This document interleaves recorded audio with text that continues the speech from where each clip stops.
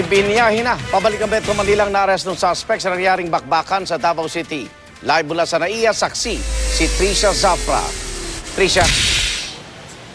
Igan, isang suspect sa pagkidnap ng isang Filipino-Chinese sa Quezon City ang balik Metro Manila na nga ngayong gabi matapos mahuli sa engkwentro sa Davao City kanina.